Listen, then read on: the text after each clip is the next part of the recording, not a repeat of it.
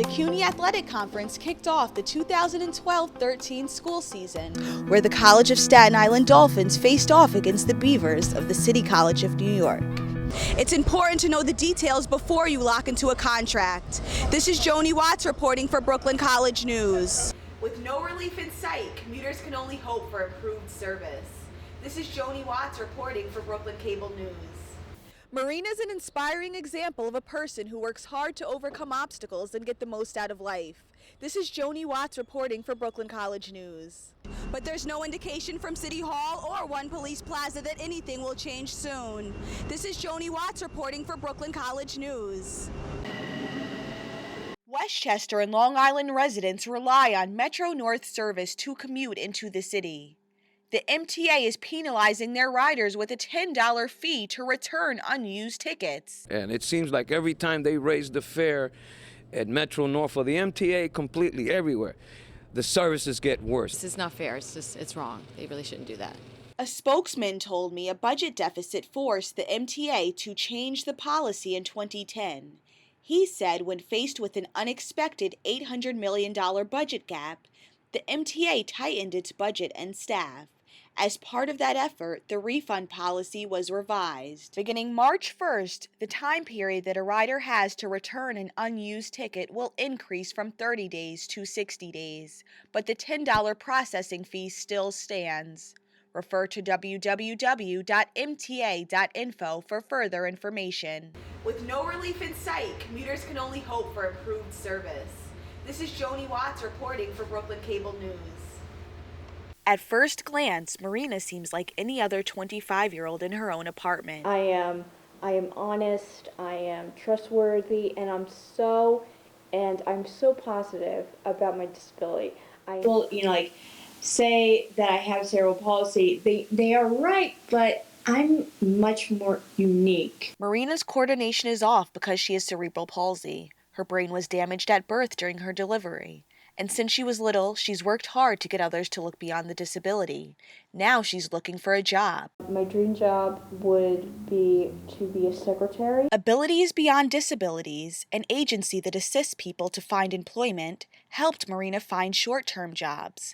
I just hope one of these days I can get a paying job. But without a job, she depends upon her family. My family is the most important system that I have right now. With plenty of time on her hands, she volunteers at a local soup kitchen. Volunteering to me is something really special because you get to give back to your community, and you can feel the love and you can feel very special. Marina also pushes her body and takes part in the Cerebral Palsy Marathon in Central Park every year.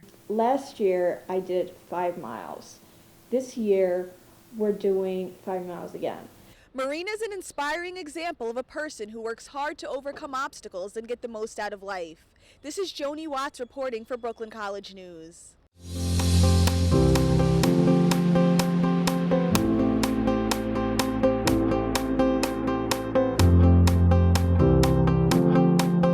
The CUNY Athletic Conference kicked off the 2012-13 school season with a student-athlete leadership seminar held at the new West Quad athletic facility at Brooklyn College. We are delighted. We know that sports now, both in men's and women's soccer and in women's softball, are going to be at home, and we're going to be able to root for them. And this is the first time ever to have a women's soccer team at Brooklyn College, so that's a very exciting event as well. Students attending the seminar were happy to receive the lessons in financial planning and teamwork. Some of those presenting included Hostos Community College Career Services and MCU Credit Union. Big thing today was one of the questions was, how does a credit card work and why should I understand it? And just basically explain to them. Credit card companies, the reason they target the students is if students are prone to make mistakes, you make mistakes with the credit card, they basically lock you in for a long time.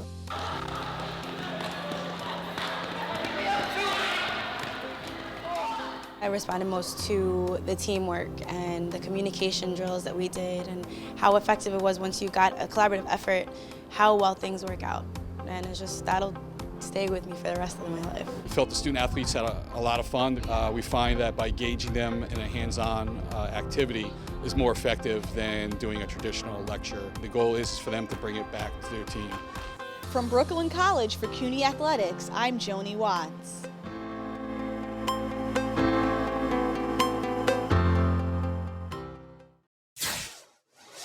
We're here at Reynolds Island for the 2012 CUNY Women's Soccer Finals, where the College of Staten Island Dolphins faced off against the Beavers of the City College of New York. In the first half of the game, CC&Y did a great job of keeping the ball in the Dolphins' half of the field. But in the 22nd minute of play, Zinzi Wade, unassisted, scored the lone goal of the game for the Beavers. The Dolphins had 10 shots on goal to the Beavers' 8. But in the end, CC&Y upset the regular season champs with a final score of 1-0. The 2012 CUNY Athletic Conference winners. I couldn't even believe it. I didn't even want to watch as it rolled in. I thought it was going to go wide, and I was just praying to God, just please, let it go in, and it went in. So I don't even know how to describe it. I guess we prepared all season long, but the motivating factor was about a week or 10 days ago, CSI had beaten us 3-0, and they just didn't want, the girls just didn't want to let that be their lasting memory. This championship season marks the conference's first automatic qualification for the NCAA Division III Women's Soccer Tournament. From Randall's Island for CUNY Athletics, I'm Jonie Watts. They marched down Fifth Avenue in silence to protest the stop and frisk policy. Thousands made their way from 110th Street to 79th Street. This is affecting everybody, our children, our parents. As we go back home, sometimes there's children out with tears in their eyes because they don't know what they were stopped for. Profiling just isn't a problem here in New York, it's a problem all over America. Attorney Benjamin Crumpt represents the family of Trayvon Martin, the young Florida man shot and killed by a neighborhood watch volunteer.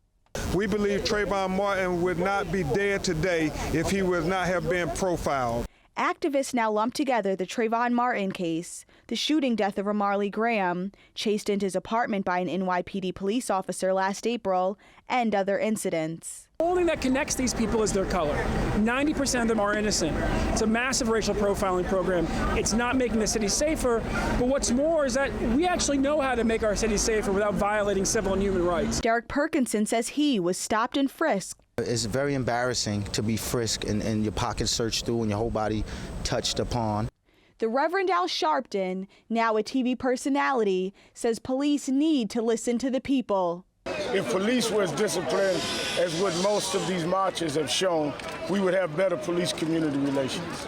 Blacks and Latinos want to see change, but there's no indication from City Hall or One Police Plaza that anything will change soon. This is Jonie Watts reporting for Brooklyn College News.